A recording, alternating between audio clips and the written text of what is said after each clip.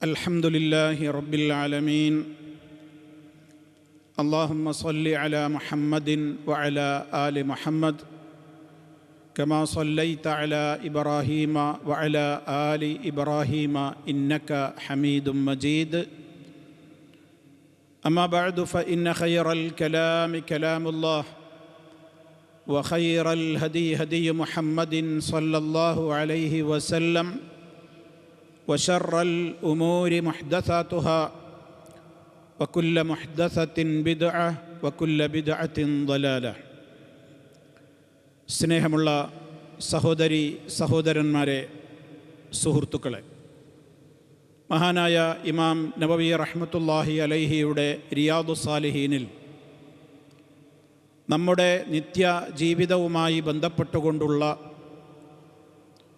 വളരെ ശ്രദ്ധ പുലർത്തേണ്ടുന്ന കാര്യങ്ങളെ സംബന്ധിച്ചുള്ള ഹദീസുകളിലൂടെയാണ് നമ്മൾ കടന്നുപോയിക്കൊണ്ടിരിക്കുന്നത്.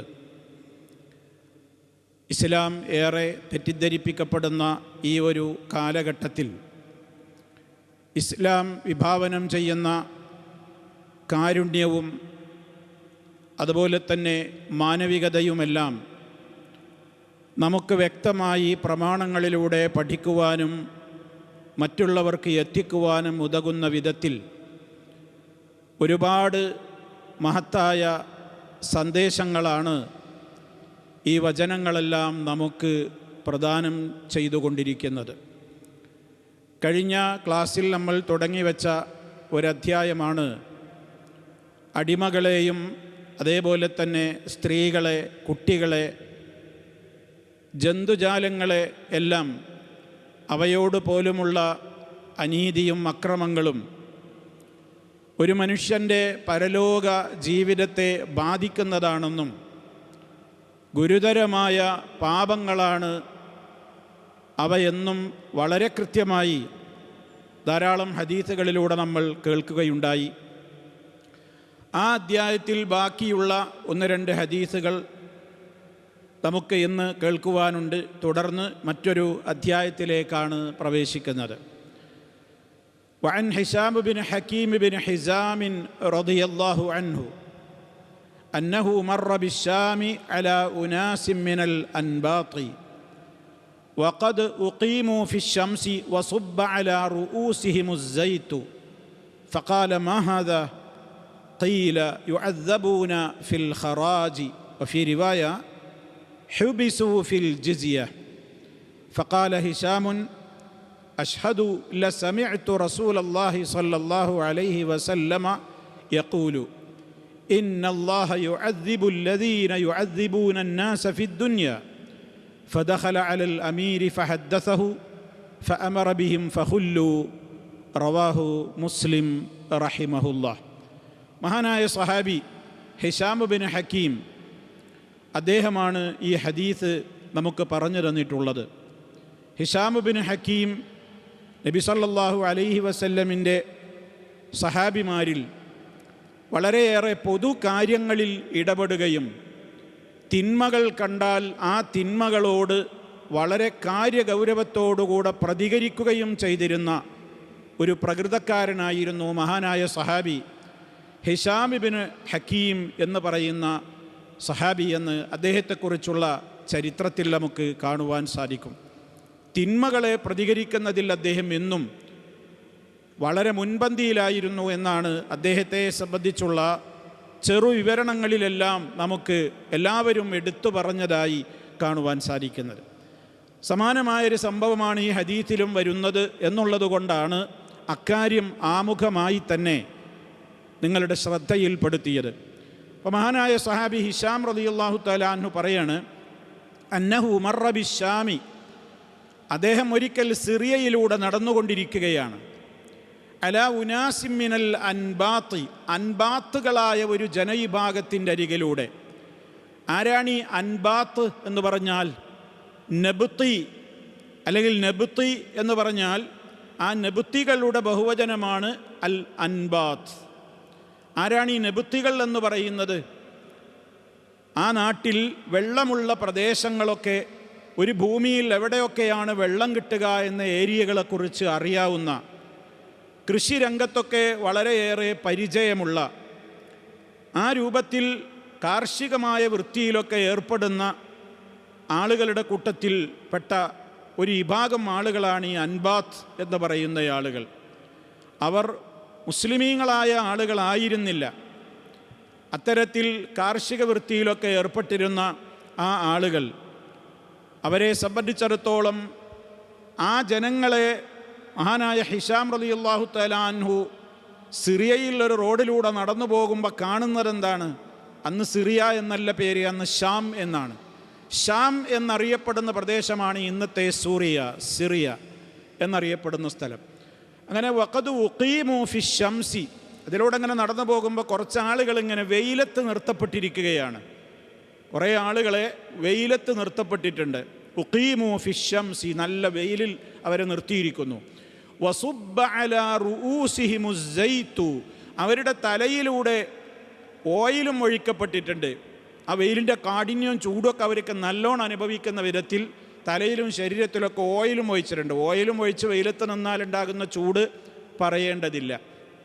അപ്പോൾ ഈ ഹിശാം റളിയല്ലാഹു തആല അൻഹു ഈ കാഴ്ച കണ്ടപ്പോൾ അദ്ദേഹം ചോദിച്ചു, മാഹാദ, എന്താ ഇവരെ ഇങ്ങനെ എണ്ണയൊക്കെ ശരീരത്തിൽ ഒഴിച്ചിങ്ങനെ പൊരി വെയിലത്ത് നിർത്തിയിരിക്കുന്നതെന്താ?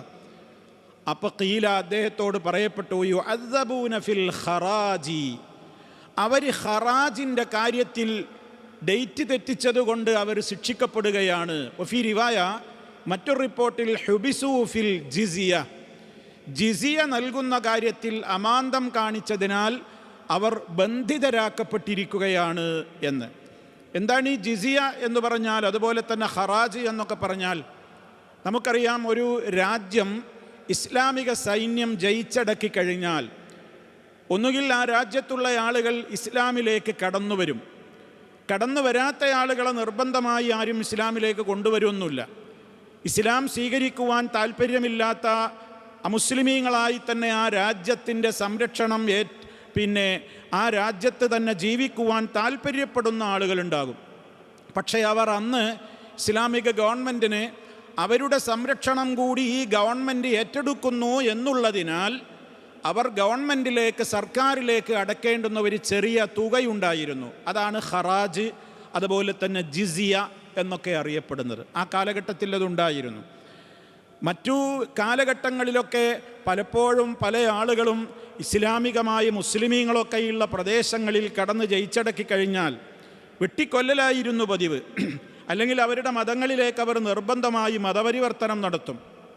ആ ഒരു കാലഘട്ടത്തിലാണ് ഇസ്ലാമിക് ഗവൺമെൻറ് ഉണ്ടായിരുന്ന ആ കാലഘട്ടത്തിലെ നമ്മുടെ ഉമറാക്കളും അതുപോലെ തന്നെ ഖലീഫമാരുമൊക്കെ ഇസ്ലാമികമായ നിയമമനുസരിച്ച് ഇസ്ലാമിലേക്ക് കടന്നു വരാൻ താല്പര്യമുള്ളവർ വരട്ടെ, അല്ലാത്തവർ ആ നാട്ടിൽ തന്നെ ജീവിക്കുകയാണെങ്കിൽ അവരുടെ കൂടെ സംരക്ഷണം ഹുക്കൂമത്ത്, സർക്കാർ ഏറ്റെടുക്കുന്നുണ്ടല്ലോ, അതിനവർ സർക്കാരിലേക്ക് ഒടുക്കേണ്ടുന്ന ഒരു നികുതി, ഫീസായിരുന്നു ഖറാജ് അല്ലെങ്കിൽ ജിസിയ എന്നൊക്കെ അറിയപ്പെട്ടിരുന്നത്. അപ്പോൾ ഈ ആളുകൾ അത് നൽകുവാൻ പലപ്പോഴും വിസമ്മതിക്കുകയോ അതുപോലെ തന്നെ ആ വിഷയത്തിൽ അമാന്തം കാണിക്കുകയോ ഉദാസീനത പുലർത്തുകയോ ഒക്കെ ചെയ്ത ആളുകളാണ്. അതുകൊണ്ടാണ് അവരുടെ കാര്യത്തിൽ നിന്ന് അവർ കുറച്ച് വെയിലത്ത് നിൽക്കട്ടെ, ആ രൂപത്തിൽ അവരൊന്ന് കുറച്ച് നേരം അവർക്കൊരു ശിക്ഷ കൊടുക്കുക, അങ്ങനെ അവർ തരാനുള്ളത് ജിസിയ എന്തായാലും അടക്കണമല്ലോ എന്നുള്ള തീരുമാനപ്രകാരം അവിടെ ഉണ്ടായിരുന്നൊരു പ്രാദേശികമായ ഗവർണർ ഈ ഒരു തീരുമാനം ഈ ആളുകളുടെ മേൽ ചെയ്തതാണ്. ഈ കാഴ്ചയാണ് മഹാനായ ഹിശാം റളിയല്ലാഹു തആല അൻഹു കാണുന്നത്. ഇതാണ് വിഷയം. അപ്പോൾ അദ്ദേഹം അവരുടെ സമീപത്ത് ഈ കാഴ്ച കാണുമ്പോൾ അദ്ദേഹം അവിടെ വെച്ച് പറഞ്ഞു, ഫഖാല ഹിശാം റളിയല്ലാഹു തആല അൻഹു പറയാണ്, അഷ്ഹദു, ഞാനിതാ സാക്ഷി നിന്നുകൊണ്ട് ഞാൻ പറയുകയാണ്, ല സമിഅ്തു റസൂലല്ലാഹി സ്വല്ലല്ലാഹു അലൈഹി വസല്ലമ യഖൂൽ, അല്ലാഹുവിൻ്റെ റസൂൽ സല്ലല്ലാഹു അലൈഹി വസല്ലമ ഇപ്രകാരം പറയുന്നതായി ഞാൻ കേട്ടയാളാണ്. ഇത് ചെയ്യാൻ പാടില്ല. എന്നിട്ട് അദ്ദേഹം പ്രവാചകനിൽ നിന്ന് കേട്ട വചനം ഉദ്ധരിക്കുകയാണ്. എന്താണ് റസൂലുള്ള പറഞ്ഞത്? സ്വല്ലല്ലാഹു അലൈഹി വസല്ലം, ഇന്നല്ലാഹ യുഅദ്ദിബുൽ ലദീന യുഅദ്ദിബൂന അന്നാസ ഫിദ്ദുനിയാ, ഇന്നല്ലാഹ, തീർച്ചയായും അല്ലാഹു, യുഅദ്ദിബു, അവൻ ശിക്ഷിക്കുക തന്നെ ചെയ്യും, അല്ലദീന യുഅദ്ദിബൂന അന്നാസ ഫിദ്ദുനിയാ, ദുന്യാവിൽ അകാരണമായി ജനങ്ങളെ കഷ്ടപ്പെടുത്തുന്ന, ശിക്ഷിക്കുന്നവൻ ആരായിരുന്നാലും അവരോട് അല്ലാഹു പ്രതികാര നടപടി എടുക്കാതിരിക്കൂല. ഇത് ചെയ്യാൻ പാടില്ല എന്നദ്ദേഹം പറഞ്ഞു എന്ന് മാത്രമല്ല, അവിടെ പറഞ്ഞിട്ട് കാര്യമില്ലല്ലോ, അവിടെയുള്ള ആൾക്കാരോടല്ലല്ലോ പറയേണ്ടത്. ഒരു രാജ്യത്തിൻ്റെ നിയമത്തിൽ അപാകത കാണുന്നുവെങ്കിൽ കഴിവും പ്രാപ്തിയുമൊക്കെയുള്ള ആളുകളാണെങ്കിൽ അത് ആ രാജ്യത്തിൻ്റെ ഭരണാധികാരിയോട് പോയിട്ടാണ് നേരിട്ട് വിഷയം പറയേണ്ടത്. അല്ലാതെ നാട്ടിൽ കലാപമുണ്ടാക്കുകയോ നാട്ടിൽ അത് പരസ്യപ്പെടുത്തുകയോ അതൊക്കെ ഫിത്നയുടെ രീതികളാണ്. ഇസ്ലാമികമായി ഒരാളെ സംബന്ധിച്ചിടത്തോളം അയാൾക്ക് പറയാനുള്ളൊരു കാര്യം അയാൾക്ക് ആ രാജ്യത്തെ സുൽത്താനിനോട് അല്ലെങ്കിൽ അമീറിനോട് പറയുവാനുള്ള സാധ്യതകളുണ്ടെങ്കിൽ അദ്ദേഹത്തിൻ്റെ അടുക്കൽ പോയി അത് പറയുന്നതോടുകൂടി അദ്ദേഹത്തിൻ്റെ ദൗത്യം അവസാനിച്ചു. ആ പറയുന്ന വാക്ക് അമീർ മുഖവിലക്കെടുത്തിട്ടില്ലെങ്കിൽ കുറ്റം അമീറിനാണ്. അതുകൊണ്ട് തന്നെ ഇദ്ദേഹം, ഞാൻ നേരത്തെ ആമുഖത്തിൽ അതാണ് സൂചിപ്പിച്ചത്, ഹിഷാം റളിയല്ലാഹു അൻഹു അറിയപ്പെടുന്നത് ഇൻകാറുൽ മുൻകറാത്ത്, മുൻകറാത്തുകളെ എതിർക്കുന്നതിൽ വളരെ മുൻപന്തിയിൽ നിന്നിരുന്ന ഒരു വ്യക്തിത്വമായിരുന്നു. അതുകൊണ്ട് തന്നെ അദ്ദേഹം ഈ വിഷയത്തിൽ അവിടെയുള്ള ആളുകളോട് ഇതിനെക്കുറിച്ച് പറഞ്ഞിട്ട് കാര്യമില്ലല്ലോ. ഫദഖല അലൽ അമീർ, അദ്ദേഹം ഉടനെ അമീറിൻ്റെ കൊട്ടാരത്തിലേക്ക്, അമീർ താമസിക്കുന്ന ഇടത്തിലേക്ക് അദ്ദേഹം ഓഫീസിലേക്ക് കയറി ചെന്നുകൊണ്ട് ഫഹദ്ദസഹു, അദ്ദേഹത്തോട് ഈ ഹദീസാണ് പറഞ്ഞു കൊടുത്തു. നിങ്ങളെന്താണ് ഈ ചെയ്യുന്നത്? ഇത് ചെയ്യാൻ പാടില്ല. അവർ ഹറാജിൻ്റെ കാര്യത്തിലോ ജിസിയയുടെ കാര്യത്തിലോ ഒക്കെ അവർ പിന്തി, അതിന് പല കാരണങ്ങളുണ്ടാകാം. അതിന് ഈ രൂപത്തിലുള്ളവർ ശിക്ഷ നൽകുവാൻ ഇസ്ലാമികമായി വകുപ്പില്ല എന്നാണ് ഞാൻ മനസ്സിലാക്കിയിട്ടുള്ളത്. വളരെ നസീഹത്തോടുകൂടി ആ അമീറിനോട് ഈ വ്യക്തി പോയിട്ട് ഈ കാര്യം വളരെ കൃത്യമായി അങ്ങോട്ട് അവതരിപ്പിച്ചപ്പോൾ ഫഅമറ ബിഹിം ഫഖുല്ലു, ഗവർണർ ഓർഡർ ഇടുകയാണ് അവരെ വെറുതെ വിടാൻ, അങ്ങനെ ശിക്ഷ കൊടുക്കണ്ട, അവരുടെ വിഷയത്തിൽ ഗവർണറുടെ ഭാഗത്ത് നിന്ന് തീരുമാനമെടുക്കുകയാണ്. അപ്പോൾ നിങ്ങൾ നോക്കൂ, ഇവിടെ മഹാനായ ഹിഷാം റളിയല്ലാഹു തആല അൻഹുവിൻ്റെ പ്രതികരണം, അദ്ദേഹത്തിൻ്റെ മനസ്സലിഞ്ഞു. ആരോ ആവട്ടെ, ഒരു മുസ്ലിമീങ്ങളൊന്നുമല്ല, മുസ്ലിമീങ്ങളായ ആളുകൾ അവരിങ്ങനെ കഷ്ടപ്പെടുകയാണ്, പ്രയാസപ്പെടുകയാണ്. അദ്ദേഹത്തിൻ്റെ മനസ്സലിഞ്ഞു. അദ്ദേഹം മനസ്സിലാക്കിയിട്ടുള്ള ഇസ്ലാമികമായ തത്വങ്ങൾക്കത് വിരുദ്ധമായി, അദ്ദേഹത്തിനത് ബോധ്യമായി. ഉടനെ പറയേണ്ടവരോട് പോയിട്ട് പറഞ്ഞു. അതാണ് വ്യത്യാസം.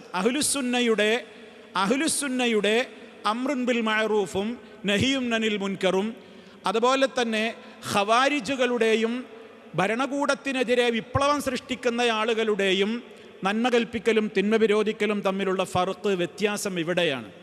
അഹ്ലുസുന്ന നന്മ കൽപ്പിക്കും തിന്മ വിരോധിക്കും, പക്ഷേ അത് പറയേണ്ടവരോട് പറയേണ്ടിടത്തേ പറയുകയുള്ളൂ. കാരണം അവർക്കതിൽ കൃത്യമായ നസീഹത്തുണ്ട്. അതേ അവസരത്തിൽ രാജ്യത്ത് കലാപവും വിപ്ലവവും സൃഷ്ടിക്കുവാൻ ഉദ്ദേശിക്കുന്ന ആളുകൾ ഭരണാധികാരിയോട് പോയിട്ട് നേരിട്ട് ആ രൂപത്തിൽ സ്വകാര്യമായി അല്ലെങ്കിൽ നസീഹത്തോടുകൂടി അറിയിക്കേണ്ടതിന് പകരം എന്തു ചെയ്യും? പൊതു ഇടങ്ങളിൽ അത് പരസ്യപ്പെടുത്തി ജനങ്ങളെ ഗവൺമെൻറ്റിന് എതിരാക്കുവാനും രാജ്യത്തൊരു വിപ്ലവമുണ്ടാക്കുവാനുമാണ് ശ്രമിക്കുക. ഇത് അഹ്ലുസുന്നയുടെ നയത്തിന് വിരുദ്ധമാണ്.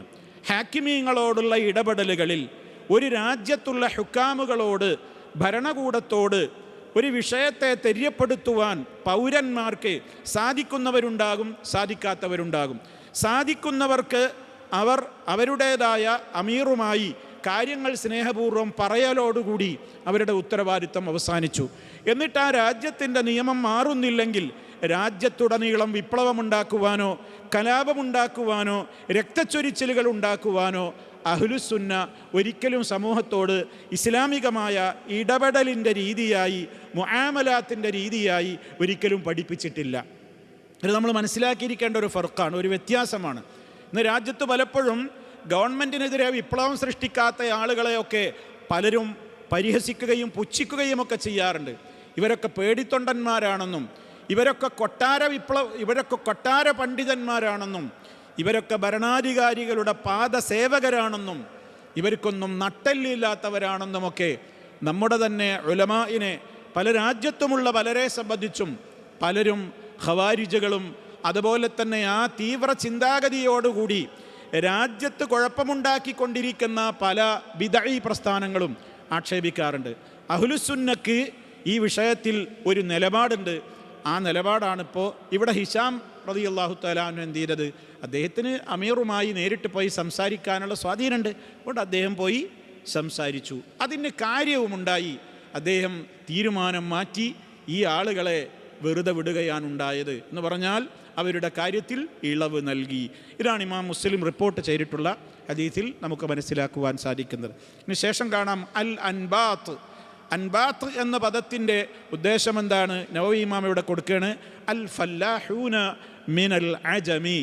അനറബി ഭാഷ സംസാരിച്ചു കൊണ്ടിരിക്കുന്ന, അവർ അറബികളും അനറബികളുമൊക്കെയായി കൂടിക്കലർന്ന ഒരു അനറബി ഭാഷ സംസാരിച്ചിരുന്ന കൃഷിക്കാരായിരുന്നു, കാർഷിക വൃത്തിയിൽ ഏർപ്പെട്ടിരുന്ന ഒരു വിഭാഗം ആളുകളായിരുന്നു ഈ അൻബാത്ത് എന്ന് പറയുന്ന ഈ വിഭാഗം. നെബുത്തികൾ, നെബുത്തിയുൻ എന്നുള്ളതിൻ്റെ ബഹുവചനമാണ് അൽ അൻബാത്ത്. അതാണ് ആ വിഷയത്തിൽ ശേഷം അടിക്കുറിപ്പായി നൽകിയിട്ടുള്ളത്. ഇനി അടുത്ത ഹദീസ്, വഅൻ ഇബ്നു അബ്ബാസ് റളിയല്ലാഹു അൻഹുമാ ഖാല റഅ റസൂലുള്ളാഹി സ്വല്ലല്ലാഹു അലൈഹി വസല്ലമ ഹിമാറൻ മൗസൂമൽ വജ്ഹി ഫഅൻകറ ദാലിക ഫഖാല വല്ലാഹി ലാ അസിമുഹു ഇല്ലാ അഖ്സാ ശൈഇൻ മിനൽ വജ്ഹി വഅമറ ബിഹിമാരിഹി ഫകുവിയ ഫീ ജാഇറതൈഹി ഫഹുവ അവ്വലു മൻ കവൽ ജാഇറതൈനി റവാഹു മുസ്ലിം റഹിമഹുല്ലാഹ്. മഹാനായ സഹാബി അബ്ദുള്ള റളിയല്ലാഹു തആല അൻഹുമ, ഇബ്നു അബ്ബാസ് എന്ന് പറഞ്ഞാൽ അബ്ബാസിൻ്റെ പുത്രൻ. ആരാ ഉദ്ദേശം? അബ്ദുള്ളയാണ്. അബ്ദുല്ലാഹിബ്നു അബ്ബാസ് റളിയല്ലാഹു അൻഹുമ അദ്ദേഹമാണ് ഈ ഹദീസ് ഉദ്ധരിക്കുന്നത്, ഈ സംഭവം ഉദ്ധരിക്കുന്നത്. ഖാല, അദ്ദേഹം പറയാണ്, റഅ റസൂലുള്ളാഹി സ്വല്ലല്ലാഹു അലൈഹി വസല്ലം, അള്ളാഹുവിൻ്റെ റസൂൽ ഒരിക്കൽ കണ്ടു, ഹിമാറൻ, ഒരു കഴുതയെ കണ്ടു. റസൂലുള്ളാഹി ഒരിക്കൽ അങ്ങനെ നടന്നു പോകും, ഒരു കഴുതയെ കാണുന്നു. ആ കഴുതയെ നോക്കുമ്പോൾ മൗസൂമൽ വജ്ഹി, അതിൻ്റെ മുഖത്ത് പൊള്ളിച്ച് അടയാളം വെച്ചിട്ടുണ്ട്. വസമ് എന്ന് പറഞ്ഞാൽ ആ കാലഘട്ടത്തിലെ മൃഗങ്ങൾക്ക് ഏതാണ് ഉടമ, ആരുടെ മൃഗമാണത്, ഒട്ടകമാവട്ടെ കുതിരയാവട്ടെ മറ്റേത് വസ്തുക്കളാവട്ടെ കഴുതയാവട്ടെ, ഒരാളുടെ ഉടമസ്ഥതയിലുള്ള ഒരു ഗോത്രത്തിന് ചിലപ്പോൾ ഒരു പ്രത്യേക അടയാളം ഉണ്ടാവും. അങ്ങനെ വ്യത്യസ്തങ്ങളായ അടയാളങ്ങൾ ശരീരത്തിൽ പതിപ്പിക്കും. അത് മൃഗങ്ങളെ സംബന്ധിച്ചിടത്തോളം അന്നിപ്പോൾ ഇന്നത്തെ പോലെ മാർക്കറോ പേനകളോ അതല്ലെങ്കിൽ പെയിൻറ് കൊണ്ട് നമ്മളെ നാട്ടിൽ കാലികളുടെ പുറത്തൊക്കെ എഴുതുന്നത് പോലെയൊന്നും അന്ന് സംവിധാനമില്ലല്ലോ. അന്നെന്ത് ചോദിച്ചാൽ ഒരു ചൂട് വെക്കുന്നൊരു സംവിധാനത്തിലൂടെയാണ് ശരീരത്തിൽ എന്ത് ചെയ്യുക, മാർക്കിടുക, അടയാളമിടുക. അങ്ങനെ ഈ ഒരു കഴുതയെ അള്ളാഹുവിൻ്റെ റസൂല് കാണുകയാണ്. ഒരു കഴുതയാണെന്ന് മനസ്സിലാക്കണം, ഒരു മനുഷ്യനല്ല, ഒരു കഴുത. ആ കഴുതയുടെ മുഖത്താണ് ഇങ്ങനെ പൊള്ളിച്ചിട്ട് അടയാളം വെച്ചിട്ടുള്ളത്. അറബികളത് സാധാരണ പണ്ട് കാലത്ത് അത് സ്ഥിരം ചെയ്തിരുന്നു. കാരണം അന്നവർക്കുള്ള വാഹനങ്ങൾ എന്ന് പറയുന്നത്, അന്ന് മോട്ടോർ സൈക്കിളിൻ്റെ സ്ഥാനത്തും ഒക്കെ ഈ ഹിമാറും അതുപോലെ തന്നെ കാറിൻ്റെ സ്ഥാനത്തൊക്കെ പിന്നെ ഒട്ടകോ അല്ലെങ്കിൽ മറ്റുള്ളതൊക്കെ തന്നെയാണ്. അപ്പോൾ അതുകൊണ്ട് ഓരോരുത്തർക്കും ഇപ്പോൾ കോടതിയിൽ കേസിന് വരെ പോകുമ്പോൾ തൻ്റെ കബീലയിലെ ഒട്ടകമാണിത്, ഇയാൾ കൈവശപ്പെടുത്തിയതാണ് എന്ന് കേസ് കൊടുക്കുമ്പോൾ വരെ ഓരോരുത്തരുടെയും കബീലയെ തിരിച്ചറിയാനുള്ള ചിലപ്പോൾ ചന്ദ്രക്കല, ചിലപ്പോൾ വേറെന്തെങ്കിലും ഒരു സ്റ്റാർ മോഡല്, അല്ലെങ്കിൽ ഇങ്ങനെ ഒരു ഇൻഡുട്ടതോ, ഈ രൂപത്തിലൊക്കെ ഓരോ ഗോത്രക്കാരും ഓരോ അടയാളങ്ങൾ അവരവരുടെ മൃഗങ്ങൾക്ക് നൽകും. അത് ആ കാലഘട്ടത്തിലെ പതിവാണ്. മേയാൻ വിട്ടുപോയി കാണാതായാൽ ഇന്നയാളുടെ ഒട്ടകാണോ അയാളുടെ മൃഗമാണോ എന്നൊക്കെ അറിയാനുള്ള അടയാളമാണ് അന്നത്തെ കാലഘട്ടത്തിൽ. ഇന്നിപ്പോൾ നമ്പർ പ്ലേറ്റാണ്. നമ്പർ പ്ലേറ്റ് സ്ഥാനത്ത് അന്ന് ഈ അടയാളമില്ലാതെ നിവൃത്തിയില്ല അന്നത്തെ വാഹനത്തിന്. അപ്പം അതുകൊണ്ട് തന്നെ അതിങ്ങനെ ചൂട് വെച്ചിട്ടാണ്, ഇരുമ്പിൻ്റെ ആണി കൊണ്ട് ചൂട് വെച്ചിട്ടാണ് അടയാളം വെക്കുക.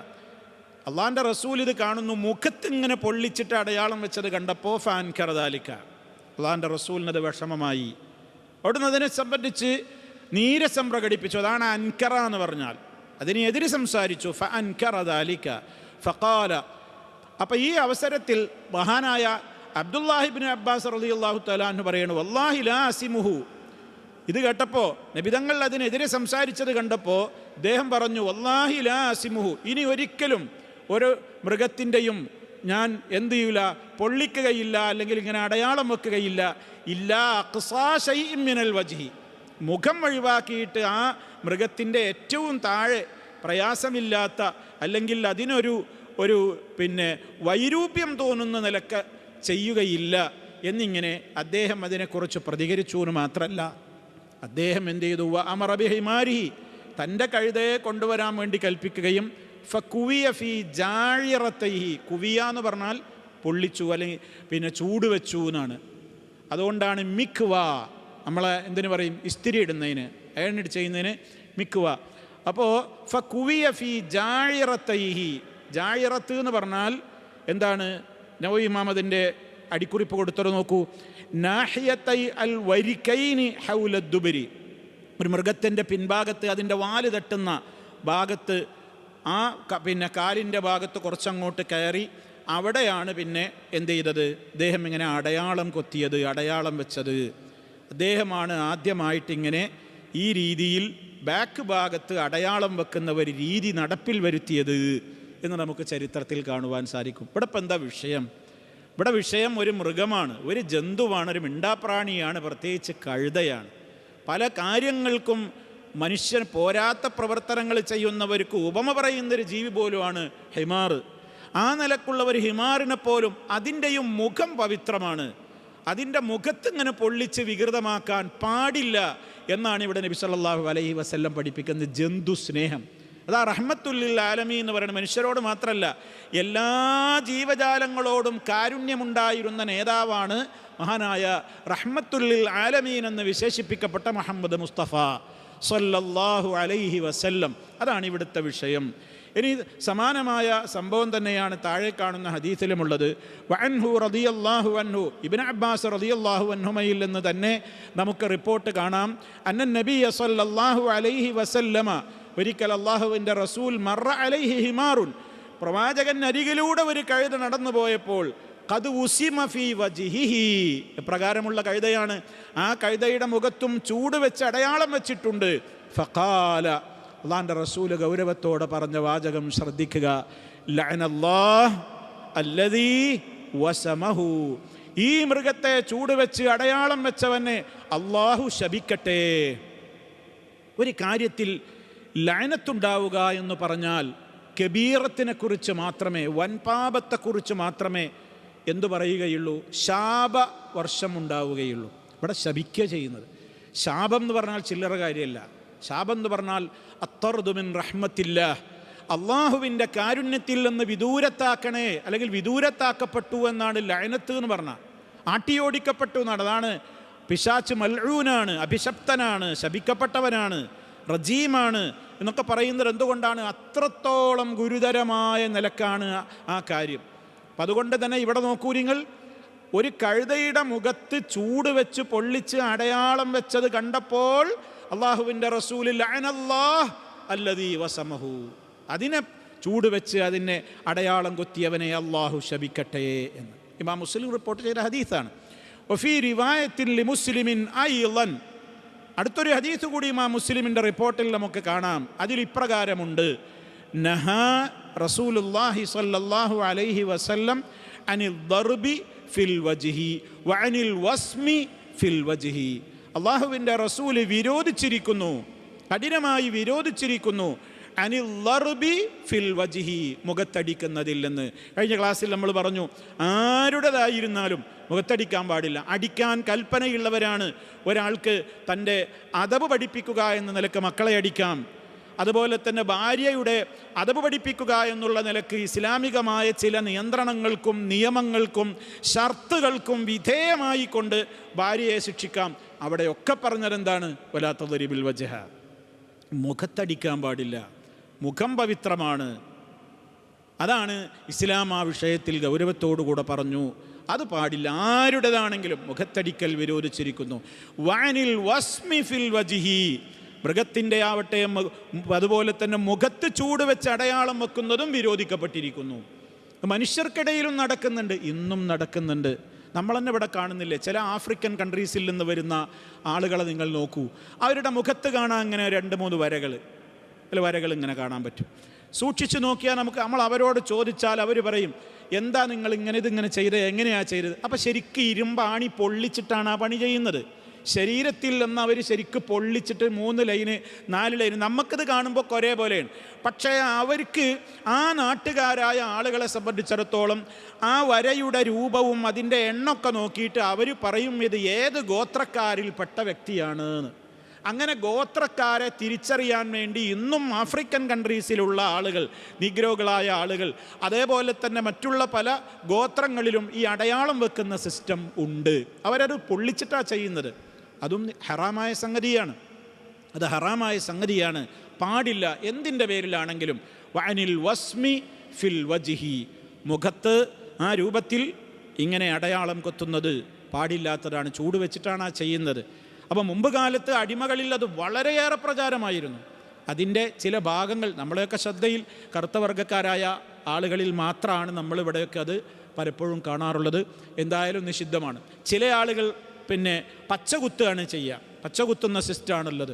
അതും ഇന്ന് മറ്റു പല രാജ്യങ്ങളിൽ, പിന്നെ സിറിയൻ രാജ്യങ്ങളിൽ, ഷാമിൽ നിന്നൊക്കെ വരുന്ന മുസ്ലിമീങ്ങളായ ആളുകൾക്ക് തന്നെ ചില സൂരികളുടെയൊക്കെ കൈകളിൽ, അവരൊക്കെ പറയും അത് പണ്ട് ഇവരില്ലാത്ത കാലത്ത് ചെയ്തതാണ്, ഇനിയിപ്പോൾ അത് മായ്ച്ചു പോകുന്നില്ല. കാരണം അതും തന്നെ എന്താ ചെയ്യുന്നത്, കൃത്യമായി അത് പിന്നെ നീക്കാൻ കഴിയാത്ത നിലക്കാണ്. എന്നുള്ള ചില ടാറ്റു അടിക്കുന്ന സിസ്റ്റം ഉണ്ടല്ലോ, ആ ടാറ്റു അടിക്കലാണ് പല കബീലകളെയും ഗോത്രങ്ങളെയൊക്കെ തിരിച്ചറിയാൻ വേണ്ടിയിട്ട് അവർ ചെയ്യുന്ന സിസ്റ്റങ്ങളും രീതികളുമൊക്കെയാണത്. ഇസ്ലാം വളരെ കഠിനമായി വിരോധിച്ചിട്ടുള്ള ഒരു കാര്യമാണ് ഈ ടാറ്റു കുത്തലും. അപ്പോൾ അതിൻ്റെ ഒരു പ്രാകൃത രൂപമായിരുന്നു. മുഖത്ത് തന്നെയും എന്ത് ചെയ്യൽ, ചൂട് വെച്ച് വസ്മു ചെയ്യുന്ന രീതി. അത് മനുഷ്യരെക്കുറിച്ച് മാത്രമല്ലല്ലോ, നേരത്തെ പറഞ്ഞില്ലേ, മനുഷ്യർ പലപ്പോഴും അവഗണിച്ചു പോകുന്നവർ മിണ്ടാപ്രാണിയായ കഴുതയുടെ മുഖത്ത് അങ്ങനെ ചെയ്തപ്പോൾ പോലും ശപിച്ചു. അതിൻ്റെ ശാപമായ കാര്യങ്ങളാണ് പറഞ്ഞത്. ഇസ്ലാമിൽ ഒരാളെ വ്യക്തിപരമായി പേഴ്സണലായി ഒരാളുടെ പേര് പറഞ്ഞ് ശപിക്കുവാൻ നമുക്ക് അനുവാദമില്ല എന്ന് മുമ്പ് റിയാദുസ് സാലിഹീനിൻ്റെ ഒരു ദർസിൽ തന്നെ നമ്മൾ പറഞ്ഞിട്ടുണ്ട്. ആർക്കെങ്കിലുമൊക്കെ ഓർമ്മ ഉണ്ടാവും. അപ്പോൾ അവിടെ നമ്മളിവിടെ മനസ്സിലാക്കിയിരിക്കേണ്ട എന്താണ്, ഇവിടെ ചില വിഷയങ്ങൾ ചെയ്യുന്ന ആളുകളെ ഇത് ചെയ്തയാളെ അള്ളാഹു ശപിക്കട്ടെ എന്ന് പറയാം, ഇന്നയാളെ എന്ന് പറഞ്ഞുകൂടാ എന്നേ ഉള്ളൂ. ഇത് ചെയ്തയാളെ അള്ളാഹു ശപിക്കട്ടെ. അള്ളാഹുവിൻ്റെ റസൂൽ ഇപ്പോൾ അവിടെ ആളെയൊന്നും കണ്ടിട്ടില്ലല്ലോ. കഴുതങ്ങനെ പാസ് ചെയ്തപ്പോൾ കഴുതയുടെ മുഖത്ത് ഈ പ്രവൃത്തി ചെയ്തപ്പോഴാണ് പറയുന്നത് എന്ത്, ലഅനല്ലാഹ്, അള്ളാഹു ശപിച്ചിരിക്കുന്നു, അല്ലെങ്കിൽ റബ്ബ് ശപിക്കട്ടെ. ആരെ ശപിക്കട്ടെ? അല്ലദീ വസമഹു. അപ്പം ശാപഹേതുവായ കാര്യങ്ങൾ സൂക്ഷിക്കണമെന്ന് ഇസ്ലാം വളരെ ഗൗരവത്തോടുകൂടെ പറഞ്ഞതാണ്. ഇതിനോട് ചേർത്തുകൊണ്ടാണ് മഹാന്മാരായ പല പണ്ഡിതന്മാരും, മുഹമ്മദ് സാലിഹുൽ ഉസൈമീൻ റഹിമഹുല്ലാ, അദ്ദേഹം ഈ ഹദീസ് വിശദീകരിച്ചിടത്ത് പറഞ്ഞു, വഫീ ഹാദാ ദലീലുൻ, ഇതിലൊക്കെ ഇതുപോലെയുള്ള ഹദീസിൽ നിന്ന് നമുക്ക് ചില കാര്യങ്ങൾ മനസ്സിലാക്കുവാൻ സാധിക്കും. അലാ അന്നൽ ഇൻസാന, ഒരു മനുഷ്യൻ, ഇദാ റഅ ശൈഅൻ മിമ്മാ യുൽഅനു ഫാഇലുഹു, ഒരു ശാപഹേതുവായ ഒരു പ്രവൃത്തി ആരെങ്കിലും ചെയ്തിട്ടുണ്ടെങ്കിൽ, അല്ലാഹുമ്മൽ അൻ മൻ ഫഅല ഹാദാ, ഈ പണി ചെയ്തവനെ അള്ളാഹ് ശപിക്കട്ടെ എന്ന് പറഞ്ഞാൽ ഫലാ ഇസ്മ അലൈഹി, അവൻ്റെ മേൽ കുറ്റമൊന്നുമില്ല. അതിന് ഉദാഹരണം പറയുന്നുണ്ട്. ഇസ്ലാമികമായിട്ട് നിയമമാണ് മലവിസർജനം, മലമൂത്ര വിസർജനം പാടില്ലാത്ത ചില സ്ഥലങ്ങളുണ്ട്. വളരെ ഗൗരവത്തോടെ ഇസ്ലാം പറഞ്ഞു. അത് ശാപഹേതുവായ പാപങ്ങളാണ്. ഒരു ഹദീസിൽ നമുക്ക് കാണാൻ സാധിക്കും, മുആദ് ബിൻ ജബൽ റളിയല്ലാഹു തആല അൻഹുവിൽ നിന്ന് ഉദ്ധരിക്കുന്ന ഇമാം അബൂ ദാവൂദ് റഹിമഹുല്ലാ റിപ്പോർട്ട് ചെയ്ത സഹീഹായ ഹദീസിൽ നമുക്ക് കാണാം എന്ത്, അല്ലാഹുവിൻ്റെ റസൂല് പറഞ്ഞിട്ടുണ്ട്, ഇത്തഖൂ, നിങ്ങൾ സൂക്ഷിക്കണേ, നിങ്ങൾ സൂക്ഷിക്കണം, അൽ മലാഇന സലാസ, ശാപഹേതുവായ 3 പ്രവർത്തികൾ നിങ്ങൾ ഒരിക്കലും ചെയ്യരുത്. ശാപഹേതുവായ 3 പ്രവൃത്തികളുണ്ട്, അത് നിങ്ങൾ ഒരിക്കലും ജീവിതത്തിൽ എന്ത് ചെയ്യരുത്, ചെയ്യരുത്. ഏതൊക്കെയാണ് ആ 3 എണ്ണം പറഞ്ഞത്?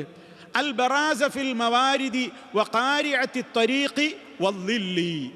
അൽ ബറാസ ഫിൽ മവാരിദി, ജനങ്ങൾ ഉപയോഗിക്കുന്ന ജലതടാകങ്ങളിൽ മലവിസർജനം നടത്തൽ, അത് പാടില്ല. ജനങ്ങൾ ഉപയോഗിക്കുന്ന, കുളിക്കുന്ന, കുടിക്കുന്ന അത്തരത്തിലുള്ള സ്ഥലങ്ങളിൽ, വെള്ള ടാങ്കുകളിൽ, അതേപോലെയുള്ള കുളങ്ങളിൽ, അത്തരം സ്ഥലങ്ങളിലൊക്കെ മലവിസർജനം നടത്തുക, അത് ശപിക്കപ്പെട്ട ഏർപ്പാടാണ്. വഖാരിഅത്തി ത്വരീഖി, ഖാരിഅത്തു ത്വരീഖ് എന്ന് പറഞ്ഞാൽ എന്താണ്? വഴിക്കവലകൾ, വഴി വന്ന് മുട്ടുന്ന സ്ഥലം എന്നാണ് ഖാരിഅത്തു ത്വരീഖ് എന്ന് പറഞ്ഞാൽ. ആളുകൾ സഞ്ചരിക്കുന്ന ഇങ്ങനെയുള്ള നടപ്പാതകളിൽ, അങ്ങനെയുള്ള വഴിയോരങ്ങളിൽ ഈ പണി ചെയ്യരുത്, അത് ശാപഹേതുവായ കാര്യമാണ്. അതേപോലെ തന്നെ വദ്ദില്ലി, തണലുകളിലും, വൃക്ഷത്തണലുകളിൽ, അതേപോലെ തന്നെ ജനങ്ങൾ റെസ്റ്റ് എടുക്കുന്ന ബസ് സ്റ്റോപ്പുകൾ, അതുപോലെയുള്ള സ്ഥലങ്ങൾ എവിടെയൊക്കെയാണോ അങ്ങനെയുള്ള തണൽ വൃക്ഷങ്ങൾക്കരികിലോ തണൽ മരങ്ങൾക്ക് താഴെയോ ഒന്നും പോയിട്ട് ഈ ഏർപ്പാട് ചെയ്യാൻ പാടില്ല എന്നാണ്. കാരണം അങ്ങനെ ചെയ്താൽ അതൊക്കെ, ഇത് ചെയ്തവനെ അള്ളാഹു ശപിക്കട്ടെ എന്ന് ഒരാൾ പറഞ്ഞാൽ അവൻ്റെ പേരിൽ തെറ്റൊന്നും ഇല്ല. അപ്പോൾ ജനങ്ങൾ ശപിക്കുന്ന കാര്യമാണ് ഈ കാര്യങ്ങളൊക്കെ. ജനങ്ങൾ കുടിക്കുകയും കുളിക്കുകയും ചെയ്യുന്ന ജലം മലിനമാക്കുക. അവിടെ തന്നെ മലവിസർജനത്തെക്കുറിച്ച് മാത്രമൊന്നുമല്ല പണ്ഡിതന്മാർ അതിനോട് ചേർത്ത് പറഞ്ഞു, ഔ ഇഫ്റാഖു ഫളലാത്തിൽ ഇൻസാനി ഫി മവാരിദ് വ മസാദിരിൽ മിയാഹ് മിഥലൽ ആബാരി വൽ അൻഹാർ ഫതതലവസുൽ മിയാഹ്. മനുഷ്യരിൽ നിന്നുണ്ടാകുന്ന പല നജസ്സുകളും അവശിഷ്ടങ്ങളും ഒക്കെ കൊണ്ടുപോയിട്ടിടുക. പലതുണ്ടാവുമല്ലോ, രക്തവും പഞ്ഞിയും അതുപോലെ തന്നെയുള്ള പല നജസ്സുകളും അങ്ങനെ കൊണ്ടുപോയിട്ട് അത് മാലിന്യം കലർത്തുന്ന രീതിയിലുള്ള പ്രവർത്തനം ആര് ചെയ്താലും അതൊക്കെ ശാപഹേതുവായ കാര്യങ്ങളാണ്. അതുപോലെ തന്നെ ജനങ്ങൾ നടക്കുന്ന നടപ്പാതയിലേക്ക് മലിനജലം ഒഴുക്കുക, അതേപോലെ തന്നെ ചീഞ്ഞ വസ്തുക്കളൊക്കെ ജനങ്ങൾ നടക്കുന്ന നടപ്പാതകളിലേക്ക് വലിച്ചെറിഞ്ഞ് ജനങ്ങൾക്ക് ദ്രോഹമുണ്ടാക്കുക, അതൊക്കെ ഇതിൽ പെടും എന്നാണ്. അപ്പം അതുകൊണ്ട് തന്നെ ഇസ്ലാം ആ വിഷയത്തിലൊക്കെ വളരെ ഗൗരവത്തോടുകൂടെ സംസാരിച്ചിട്ടുണ്ട് എന്ന്, ഇതൊക്കെ ലഅനത്തിൽപ്പെടുന്ന, ലഅനത്ത് കിട്ടുന്ന കാര്യങ്ങളാണ് എന്ന് പറഞ്ഞതിൽ നിന്ന് മനസ്സിലാക്കുവാൻ സാധിക്കും. ഇനി അടുത്ത അധ്യായം, ബാബു തഹരീമി തഅദീബി ബിന്നാർ ഫീ കുല്ലി ഹയവാനിൻ ഹത്ത നംല വനഹ്വഹാ. തഹരീമി തഅദീബി ബിന്നാർ, തീ കൊണ്ട് ശിക്ഷിക്കൽ നിഷിദ്ധമാണ്. തഹരീം ഹറാമാണ്, എന്ത്? തഅദീബ് ശിക്ഷിക്കുക. ബിന്നാരി തീ കൊണ്ട് ശിക്ഷിക്കാൻ പാടില്ല. ഫി കുല്ലി ഹയവാനിൻ, ഏത് ജീവിയാണെങ്കിലും ഏതൊരു ജീവിയെയും തീ കൊണ്ട് ശിക്ഷിക്കാൻ പാടില്ല, കരിക്കാൻ പാടില്ല. ഹത്ത നംല, ഉറുമ്പിനെ വരെ. വനഹ്വഹ, അതേപോലെയുള്ള മറ്റു ജീവജാലങ്ങളെയും തീ കൊണ്ട് കരിച്ചിട്ട് അതിനെ കൊല്ലുക, ശിക്ഷിക്കുക എന്നുള്ളത് പാടില്ലാത്തതാണ്. ഇതാണ് ഈ അധ്യായം. 2 ഹദീസുകളാണ് ഇമാം നവവി റഹ്മത്തുള്ളാഹി അലൈഹി ഇതിൽ ഉദ്ധരിച്ചിട്ടുള്ളത്. ഒന്ന്, മഹാനായ സഹാബി അബൂ ഹുറൈറ റളിയല്ലാഹു തആല അൻഹുവിൽ നിന്ന് ഉദ്ധരിക്കുന്ന ഹദീസാണ്. ഖാല, അദ്ദേഹം പറയാണ്, ബഅസനാ റസൂലുള്ളാഹി സ്വല്ലല്ലാഹു അലൈഹി വസല്ലം ഫീ ബഅസിൻ. അള്ളാഹുവിൻ്റെ റസൂൽ ഒരിക്കൽ ഞങ്ങളെ ഒരു സൈന്യത്തിൻ്റെ ഭാഗമായി കൊണ്ട് ഒരിടത്തേക്ക് പറഞ്ഞയച്ചു. ഒരു സൈന്യത്തെ അള്ളാഹുവിൻ്റെ റസൂൽ റെഡിയാക്കിയിട്ട് എങ്ങോട്ട് പറഞ്ഞയച്ചു? ഒരു നാട്ടിലേക്ക് പറഞ്ഞയച്ചു. ഒരു ദൗത്യം നിർവഹിക്കാൻ വേണ്ടി പറഞ്ഞയക്കുകയാണ്. ഫഖാല, അപ്പം അവരോട് ഏൽപ്പിച്ച ദൗത്യം എന്താണ്? ഇൻ വജത്തും ഫുലാനൻ വ ഫുലാനൻ, നിങ്ങൾ ഇന്നയാളെയും നിങ്ങൾ കണ്ടാൽ, ഫുലാനൻ വ ഫുലാൻ, ഫുലാൻ എന്ന് പറഞ്ഞാൽ സ്വയം എന്ന് പറയില്ല നമ്മൾ, ഫുലാനൻ വ ഫുലാൻ, ഇന്നയാളെയും ഒക്കെ നിങ്ങൾ കണ്ടെത്തിയാൽ. അതാരെക്കുറിച്ചാണ് പറഞ്ഞത്? റജുലൈനി മിൻ ഖുറൈശിൻ സമ്മാഹുമ. അള്ളാഹുവിൻ്റെ റസൂൽ അവരുടെ പേരൊക്കെ പറഞ്ഞു, ഖുറൈശികളിൽപ്പെട്ട 2 ആളെ പേരൊക്കെ പറഞ്ഞു കൊടുത്തു. അവരോട് നിങ്ങൾ അവരെ കണ്ടുമുട്ടിയാൽ ഫഹരിഖൂഹുമാ ബിന്നാരി, തീ കൊണ്ടാണ് ചുട്ടുകരിച്ചേക്ക്. അവരെ 2 പേരെയും നിങ്ങൾ തീ കൊണ്ട് ചുട്ടേക്ക്, കരിച്ചു കളഞ്ഞേക്ക് എന്ന് പറഞ്ഞു. അത്ര ഗുരുതരമായ രാജ്യദ്രോഹവും വലിയ രൂപത്തിലുള്ള പ്രശ്നങ്ങളൊക്കെ ഉണ്ടാക്കിയിട്ടുള്ള കേടികളായ അക്രമകാരികളായ ആളുകളാണ് ഇവർ എന്ന് ചരിത്രത്തിൽ നമുക്ക് കാണുവാൻ സാധിക്കും. എന്നാൽ ശേഷം നിങ്ങൾ നോക്കൂ, സുമ്മ ഖാല റസൂലുള്ളാഹി സ്വല്ലല്ലാഹു അലൈഹി വസല്ലം, പിന്നീട് അള്ളാഹുവിൻ്റെ റസൂല് പറഞ്ഞു, ഹീന അറദ്നൽ ഖുറൂജ, ഞങ്ങൾ യാത്ര പുറപ്പെടാൻ വേണ്ടി നിൽക്കുന്ന നേരത്ത് അള്ളാഹിൻ്റെ റസൂല് ഞങ്ങളെ വിളിച്ചിട്ട് ഇങ്ങനെ പറഞ്ഞു. എങ്ങനെ? ഇന്നി കുന്തു അമർത്തുക്കും, ഞാൻ നിങ്ങളോട് കൽപ്പിച്ചിരുന്നുവല്ലോ, അൻ തുഹ്രിഖൂ ഫുലാനൻ വ ഫുലാന, ഇന്നയാളെയും ഒക്കെ നിങ്ങൾ ചുട്ടുകരിക്കണമെന്ന് നിങ്ങളോട് പറഞ്ഞിരുന്നല്ലോ ഞാൻ മുമ്പ്. എന്നാൽ ആ തീരുമാനം ഇപ്പം ഞാൻ മാറ്റുകയാണ്. എനിക്ക് വഹയിൻ്റെ അടിസ്ഥാനത്തിൽ നിയമം കിട്ടിയിട്ട്, അപ്പോൾ അതിന് മുമ്പ് ആ നിയമമല്ല, അള്ളാഹു ആ നിയമത്തിൽ നിന്ന് മാറ്റിയിട്ട് ആ സമയത്ത് വിവരം കൊടുക്കുകയാണ്.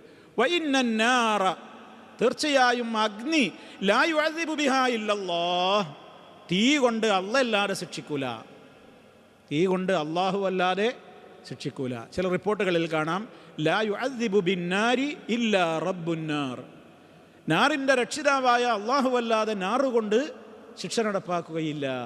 അപ്പം അതുകൊണ്ട് നിങ്ങൾ അങ്ങനെ ചെയ്യണ്ട. ഫൈൻ വജത്തുമൂഹുമാ, നിങ്ങൾ അവരെ 2 ആളെയും കണ്ടുമുട്ടിയാൽ തീ കൊടുത്തു കൊല്ലണ്ട, ഫഖ്തുലൂഹുമാ, വധിച്ചേക്ക്. അവർ 2 ആളെയും നിങ്ങൾ എന്ത് ചെയ്തോ?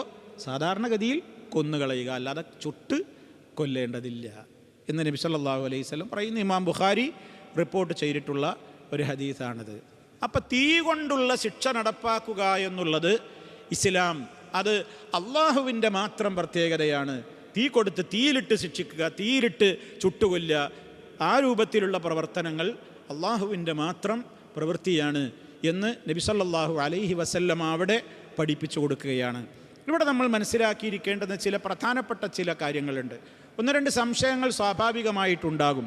ചരിത്രത്തിൽ ചില ചരിത്ര സംഭവങ്ങളൊക്കെ ഒരുപക്ഷെ നിങ്ങളിൽ പലരും കേട്ടിട്ടുണ്ടാവാം, ഇല്ലാതിരിക്കാം. എന്തായിരുന്നാലും മഹാനായ അലി റളിയല്ലാഹു തആല അൻഹുവിൻ്റെ കാലത്ത് അലി റളിയല്ലാഹു അൻഹുവിൻ്റെ വിഷയത്തിൽ അതിര് കവിഞ്ഞ ചില ഷിയാക്കൾ ഉണ്ടായിരുന്നു. ഷീഴികൾ തന്നെ പല വിഭാഗങ്ങളാണ്. ആ ഷീഴികളിൽ അതിര് കവിഞ്ഞ വിഭാഗമായിരുന്നു അബ്ദുല്ലാഹിബിൻ സബഇൻ്റെ നേതൃത്വത്തിലുണ്ടായിരുന്ന സബഇയ്യ കക്ഷി. സബഇയ്യത്ത് എന്നുള്ള ഇവൻ്റെ പേരിനോട് ചേർത്തുകൊണ്ടാണ് ആ സംഘടന അറിയപ്പെട്ടത്, സബഇയ്യത്ത്. അപ്പോൾ സബഇയ്യത്ത് എന്ന് പറയുന്നത് ഷീഴികളിലെ വളരെ രൂക്ഷമായി തെറ്റിപ്പോയിട്ടുള്ള ഒരു വിഭാഗം ആളുകളാണ്.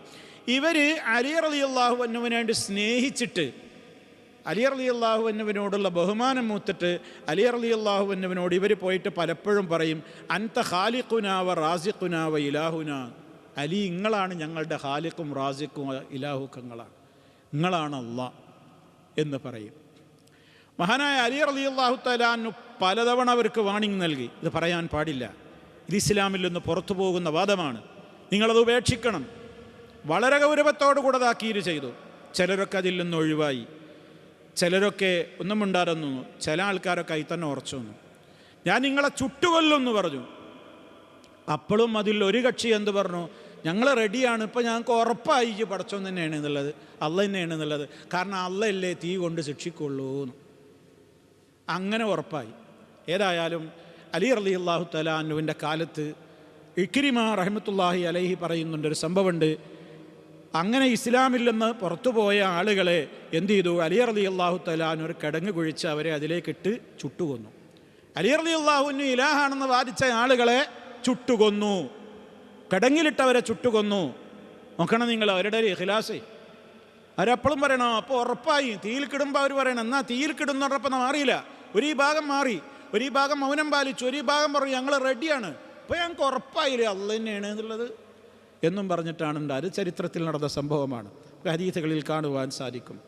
അങ്ങനെ ചുട്ടുകൊന്നു. ഈ വിവരം അബ്ദുല്ലാഹിബ്നു അബ്ബാസ് റളിയല്ലാഹു അൻഹുമ സഹാബി അറിഞ്ഞപ്പോൾ അദ്ദേഹം അത് അറിഞ്ഞപ്പോൾ തന്നെ പ്രതികരിച്ചതെന്താണ്, എന്തായാലും അവരെ തീ കൊണ്ട് കൊല്ലാൻ ഞാൻ തയ്യാറാകൂല, അതൊരിക്കലും വേണ്ടിയിരുന്നില്ല. കാരണം അള്ളാഹിൻ്റെ റസൂല് പറയുന്നത് ഞാൻ കേട്ടിട്ടുണ്ട്, ലാ തുഅദ്ദിബു ബിഅദാബില്ലാഹ്, അള്ളാഹ് ശിക്ഷിക്കുമ്പോൾ നിങ്ങൾ ശിക്ഷിക്കരുത്, തീ കൊണ്ട് ശിക്ഷിക്കരുത്. ഞാനാണെങ്കിൽ അവരെ കൊന്നുകളയാണ് ചെയ്യുക. കൊല്ലും എന്നുള്ള കാര്യത്തിൽ സംശയമൊന്നുമില്ല, വധിച്ചു കളയും എന്ന കാര്യത്തിൽ അവിടെ ആർക്കും ഇവരെക്കുറിച്ച് അഭിപ്രായ വ്യത്യാസമൊന്നും ഉണ്ടായില്ല.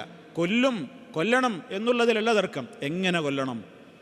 അപ്പോൾ അവിടെ അലി റളിയല്ലാഹു അൻഹുവിൻ്റെ ഈ തീരുമാനം അറിഞ്ഞപ്പോൾ, അഥവാ അങ്ങനെ നടപ്പിലാക്കിയതിന് ശേഷം അറിയുന്നത്, ഇബ്നു അബ്ബാസ് റളിയല്ലാഹു തആല അൻഹുമ അതിനോട് എതിർപ്പ് പ്രകടിപ്പിച്ചു. ആ എതിർപ്പ് പ്രകടിപ്പിച്ചത് എന്തിൻ്റെ കാരണത്താലായിരിക്കാം പണ്ഡിതന്മാരത് ചർച്ച ചെയ്യുന്നുണ്ട്. അള്ളാഹുവിൻ്റെ റസൂലിൻ്റെ ഒരു സഹാബിയും നമ്മൾ മനസ്സിലാക്കേണ്ട അടിസ്ഥാനപരമായ തത്വമാണ്. ശൈഖുൽ ഇസ്ലാം ഇബ്നു തൈമിയ്യ റഹിമഹുല്ലാ അദ്ദേഹത്തിൻ്റെ റഫ്ഉൽ മലാം അൻ അഇമ്മത്തിൽ അഅ്ലാം എന്നുള്ള ഗ്രന്ഥത്തിലൊക്കെ വിശദമായി തന്നെ ചില കാര്യങ്ങൾ അടിസ്ഥാനപരമായി നമ്മൾ അറിഞ്ഞിരിക്കേണ്ട ചില കാര്യങ്ങൾ പറയുന്നുണ്ട്. സ്വഹാബാക്കൾ ആരും ഒരു ഹദീസ് കൃത്യമായി കേട്ടാൽ പിന്നെ അതിനെ എതിര് ചെയ്യുന്ന പ്രകൃതക്കാരേ അല്ല. പിന്നെന്താ അലി റളിയല്ലാഹു അൻഹു ഇങ്ങനെ ചെയ്തത്? അവിടെ പണ്ഡിതന്മാർ വിശദമായി തന്നെ പറഞ്ഞുവെന്ന്, അലി റളിയല്ലാഹു തആല അൻഹുവിനെ സംബന്ധിച്ചിടത്തോളം ഈ ഹദീസ് അദ്ദേഹത്തിന് കിട്ടിയിട്ടില്ല, ഇത് അദ്ദേഹം അറിഞ്ഞിട്ടില്ല. കാരണം അങ്ങനെ എത്രയോ സഹാബിമാരുടെ ചരിത്രത്തിൽ നമുക്ക് തഫ്സീറുകളിൽ പല ആയത്തുകളുടെയും വിശദീകരണങ്ങളിൽ നിന്ന് നമുക്ക് മനസ്സിലാക്കുവാൻ സാധിക്കും. സഹാബാക്കൾക്ക് പോലും അവർ തന്നെ ചിലപ്പോൾ ചില കാര്യങ്ങൾ അവരെ ആദ്യമായിട്ട് കേൾക്കും. അപ്പം അത് കേട്ടതിൻ്റെ ശേഷം അദ്ദേഹത്തിന് അതിൽ ഖേദം തോന്നി എന്നൊക്കെ പിന്നീട് ചരിത്രത്തിൽ നമുക്ക് കാണുവാൻ സാധിക്കും. അപ്പം അതുകൊണ്ട് തന്നെ ആ വിഷയത്തിൽ സഹാബത്തൊന്നും ഒരു ഹദീസ് അവർക്ക് വ്യക്തമായ ഒരു കാര്യത്തെ സംബന്ധിച്ച് മനസ്സിലാക്കി കഴിഞ്ഞാൽ, ഇനി അഥവാ ചില ഹദീസ് കിട്ടിയതിൻ്റെ വിഷയത്തിൽ തന്നെയും അവരതെന്താവില്ല, ഹറാമാണെന്ന് മനസ്സിലാക്കിയിട്ടുണ്ടാവില്ല. കറാഹത്തിനും ചില വിരോധങ്ങൾ ഉണ്ടാകും. ഈ വിഷയത്തിലല്ല ഞാൻ പറയുന്നത്. ചില വിഷയത്തിൽ ഹദീസുകൾ കിട്ടിയാൽ പോലും അയിമ്മത്തുകളും ചിലപ്പോൾ സഹാബിമാരും താബിഈങ്ങളും ഒക്കെ ചിലപ്പോൾ അതിന് എതിരെ അഭിപ്രായം പറഞ്ഞിട്ടുണ്ടാകും. പറയുന്നത് എന്തുകൊണ്ടാണ്? അവരതിന് തഅ്വീൽ നൽകും, വ്യാഖ്യാനം നൽകും. ഇങ്ങനെ ഒരു സാധ്യത അതിനുണ്ട് എന്ന് മനസ്സിലാക്കിയതിനാലാണ്. അതല്ലാതെ ഒരു മുആനദത്തിൻ്റെ, ഇസ്തിക്ബാറിൻ്റെ അഥവാ ഒരു മാത്സര്യ ബുദ്ധിയുടെയോ അല്ലെങ്കിൽ പ്രമാണ നിഷേധത്തിൻ്റെ ഒരു ലാഞ്ചന പോലും അവരിലൊന്നും ഒരിക്കലും ഉണ്ടായിട്ടില്ല, ഉണ്ടാവുകയുമില്ല. കാരണം അള്ളാഹു അവരെ സംബന്ധിച്ചൊക്കെ സ്വഹാബത്തിന് മൊത്തത്തിൽ ഗുഡ് സർട്ടിഫിക്കറ്റ് നൽകിക്കഴിഞ്ഞതാണ് വിശുദ്ധ ഖുർആനിലൂടെ. റളിയല്ലാഹു അൻഹും, അള്ളാഹു അവരെ തൃപ്തിപ്പെട്ട് കഴിഞ്ഞിരിക്കുന്നു. അതുകൊണ്ട് തന്നെ സഹാബാക്കൾക്കിടയിലുണ്ടാകുന്ന കാര്യങ്ങളെ സംബന്ധിച്ചുള്ള ചർച്ചകൾ പോലും അഹ്ലുസുന്ന വിലക്കുകയാണ് നമ്മളോട്. ഇപ്പോൾ പല സ്വഹാബിമാർക്കിടയിലും പ്രശ്നങ്ങളുണ്ടായില്ലേ? അലി റളിയല്ലാഹു തആല അൻഹു, മുആവിയ റളിയല്ലാഹു അൻഹു, രണ്ടു സ്വഹാബിമാരല്ലേ? ഇവർക്കിടയിൽ സിഫീൻ യുദ്ധം നടന്നില്ലേ? അതുപോലെ തന്നെ കർബലയിൽ യുദ്ധമുണ്ടായി. പലയിടങ്ങളിലും പല പ്രശ്നങ്ങളും സഹാബാക്കൾക്കിടയിൽ ഉണ്ടായിട്ടുണ്ട്. അഹ്ലുസുന്നക്ക് ഈ വിഷയത്തിലൊക്കെ കൃത്യമായ വീക്ഷണങ്ങളുണ്ട്. സഹാബാക്കൾക്കിടയിലുണ്ടായ ചില്ലറ ആ നിലക്കുള്ള യുദ്ധങ്ങളോ പ്രശ്നങ്ങളോ പർവ്വതീകരിച്ച് കാണിച്ച് ഏതെങ്കിലും ഒരു സഹാബിയുടെ പക്ഷം ചേരാൻ അഹ്ലുസുന്നക്ക് പാടില്ല. അത് അവരുടെ കാലഘട്ടത്തിൽ ഇജ്തിഹാദിലെ പിഴവായിരിക്കാം എന്ന് പറഞ്ഞ് എല്ലാവരെയും തുല്യ സ്ഥാനത്ത് കണ്ട് ബഹുമാനിക്കേണ്ടവരാണ് അഹ്ലുസുന്ന. നേരെ മറിച്ച് ഞാൻ നേരത്തെ പറഞ്ഞതുപോലെ ഈ വിഷയത്തിൽ ബിദ്അത്തുകാരുടെ അതുപോലെ തന്നെ പിഴച്ച കക്ഷികളും അഹ്ലുസുന്നയായ നമ്മളും തമ്മിലുള്ള വ്യത്യാസം എന്താണ്? ഇത്തരം കാര്യങ്ങളിൽ ഒരു പക്ഷം ചേർന്നിട്ട് മറ്റേ പക്ഷത്തുള്ള സഹാബിമാരെ ആക്ഷേപിക്കുവാനും തെറി പറയുവാനും പരിഹസിക്കുവാനുമൊക്കെ പിഴച്ച കക്ഷികൾ എന്തു ചെയ്യും? ശ്രമിക്കും. അവിടെ അഹ്ലുസുന്നയും പിഴച്ച കക്ഷികളും തമ്മിൽ വേർപിരിയുന്ന മറ്റൊരു മേഖലയാണ്. ഇത് നമ്മൾ പഠിച്ചു വെക്കണം. അതാണ് ഇന്നത്തെ കാലഘട്ടത്തിൽ ചിലരൊക്കെ മുആവിയ എന്ന് കേൾക്കുമ്പോൾ കാട്ടുകള്ളൻ എന്നൊക്കെ പരസ്യമായി പ്രസംഗിക്കുന്നത്. മഅദല്ലാഹ്, കാട്ടുകള്ളൻ എന്നൊക്കെ മുആവിയ റളിയല്ലാഹു അൻഹുവിനെ പരസ്യമായി പ്രസംഗിച്ചവർ ഉണ്ട്. സോഷ്യൽ മീഡിയയിൽ അവരൊക്കെ ഇന്ന് വളരെ വിലസിക്കൊണ്ടിരിക്കുന്നുണ്ട്. ചിലരൊക്കെ അവരൊക്കെ വലിയ ആളുകളാണെന്ന് വിചാരിച്ച് അവരുടെയൊക്കെ ചില ക്ലിപ്പുകളൊക്കെ കേട്ടിട്ട് കൊള്ളാമല്ലോ ഇയാളുടെ സംസാരമൊക്കെ എന്നൊക്കെ വിചാരിച്ച് തെറ്റിദ്ധരിക്കുന്ന ആളുകൾ പോലും ഉണ്ട്. വളരെ ഗൗരവമാണ്. മുആവിയ റളിയല്ലാഹു അൻഹുവിനെ ആ നിലക്ക് ആക്ഷേപിക്കുന്നത് ഷിയാക്കളാണ്. ഷിയാക്കളുടെ സ്വഭാവമാണത്. അവർ സ്വഹാബത്തിൽ ആരെയാണ് വിട്ടത്? അബൂബക്കർ റളിയല്ലാഹു അൻഹുവിനെ അവർക്ക് ദഹിക്കുമോ? ഉമർ ഖത്താബ് റളിയല്ലാഹു അൻഹുവിനെ ദഹിക്കുമോ? ഉസ്മാൻ ഇബ്നു അഫ്ഫാൻ റളിയല്ലാഹു അൻഹുവിനെ ദഹിക്കുമോ? ദഹിക്കില്ല. നൂറുകണക്കിന് സഹാബിമാരെ തെറി പറയുന്നവരാണ് ഷിയാക്കൾ. അവരുടേതായ ആ സ്വഭാവങ്ങളും ആദർശങ്ങളുമൊക്കെ നെഞ്ചേറ്റി നടക്കുന്ന ആളുകൾ ഇന്നുമുണ്ട്. ഇപ്പോൾ അല്ലാഹുവിൽ അഭയം, കേരളത്തിൽ അവരുടെ അംഗസംഖ്യ ദിനേന വർദ്ധിച്ചുകൊണ്ടിരിക്കുകയാണ്. അവർ പരസ്യമായി സംഘടന രൂപീകരിച്ചു കഴിഞ്ഞു. പരസ്യമായി അവരുടെ പ്രവർത്തനങ്ങൾ നടത്തിക്കൊണ്ടിരിക്കുന്നു. ഒരുപാട് ത്വരീഖത്തുകൾ നമ്മുടെ നാട്ടിലുണ്ട്. ഒരുപാട് ത്വരീഖത്തുകൾ. ആ ത്വരീഖത്തുകളൊക്കെ ഒരുപാട് ഇസ്ലാമിൽ നിന്ന് പുറത്തുപോയ ഒട്ടേറെ ത്വരീഖത്തുകൾ നമ്മുടെ നാട്ടിലുണ്ട്. അപ്പോൾ അടുത്ത ദിവസങ്ങളിൽ തന്നെ നമ്മളൊക്കെ മീഡിയകളിലൂടെ അറിഞ്ഞു, കൊടുവള്ളിയിലുണ്ട് ഒരു ത്വരീഖത്ത്, നക്ഷബന്ദി ത്വരീഖത്ത്. ഏതോ ഒരു ചങ്ങാതി, അയാളുടെ പേരും ഫോട്ടോയുമൊക്കെ മീഡിയകൾ പുറത്തുവിട്ടിരുന്നു. ഒരു ഷാഹുൽ ഹമീദ്, പുത്തൻ വീടുകാരൻ. 1000 മെമ്പർമാർ അതിൽ നിന്ന് പുറത്തു പോയാൽ പിന്നെ ബാപ്പനോടും ഉണ്ടാൻ പാടില്ല, അമ്മനോടും ഉണ്ടാൻ പാടില്ല. എല്ലാ നിലക്കും ബഹിഷ്കരണമാണ് ഏർപ്പെടുത്തുന്നത്. ഇത് മാനവികതയ്ക്ക് വിരുദ്ധമാണെന്ന് പറഞ്ഞ് അതിലുണ്ടായിരുന്ന ചില അംഗങ്ങൾ രാജിവെച്ച് പുറത്തു വന്ന് മീഡിയകളുടെ മുമ്പിൽ സംസാരിച്ചതൊക്കെ നമ്മൾ മീഡിയകളിൽ കണ്ടതാണ്. ഞാൻ പറഞ്ഞു വരുന്നത്, ഇതൊന്നും കണ്ടില്ല അറിഞ്ഞില്ല എന്നൊരു മുസ്ലിം ഒരിക്കലും ധരിക്കരുത്. നമ്മുടെ നാട്ടിൽ ഒരുപാട് വിശ്വാസ മേഖലയിലെ ജീർണതകൾ പെരുകി വരുന്നുണ്ട്. ഷിയാക്കളും ഈ തരീക്കത്തുകളും, കള്ളത്തരീക്കത്തുകൾ എന്ന് പറയുമ്പോൾ ശരിയായ തരീക്കത്തുണ്ടോ എന്ന് ഉടനെ ചോദിക്കും. ശരിയായ തരീക്കത്തുണ്ട്. അതേതാ? അഹ്ലുസുന്ന വൽ ജമാഅയുടെ ശരിയായ തരീക്കത്തെന്ന് പറയുന്നത് തരീഖത്തുർ റസൂലി വ അസ്ഹാബിഹി, അല്ലാഹുവിൻ്റെ റസൂൽ പഠിപ്പിച്ച തരീക്കത്ത്. വഅന്ന ഹാദാ സിറാത്തി മുസ്തഖീമ, ഇതാണ് എൻ്റെ വഴി. ഫത്തബിഊഹു, നിങ്ങൾ അതിനെ പിൻപറ്റണം. വലാ തത്തബിഉസ് സുബുൽ, മറ്റു മാർഗങ്ങളെ നിങ്ങൾ പിൻപറ്റരുത്.